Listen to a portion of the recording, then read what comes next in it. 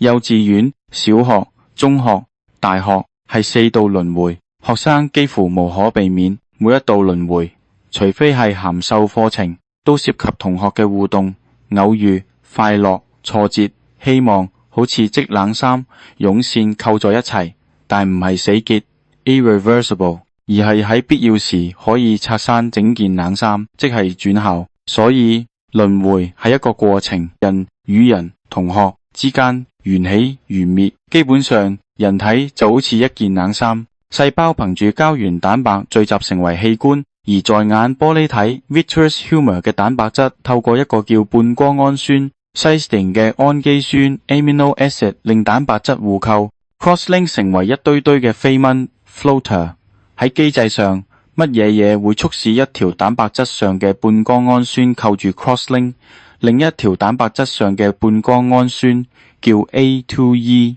電腦、手機會射出藍光，令視網膜嘅色素上皮細胞 retinal pigment epithelial RPE 嘅支核素 lipofuscin 釋放氧游離基 A2E 傷害 RPE 細胞滲出到玻璃體，令蛋白質糾纏為飛蚊。一早香港大學醫學院學者發現健康食品葉黃素 lutein 能夠拆開飛蚊。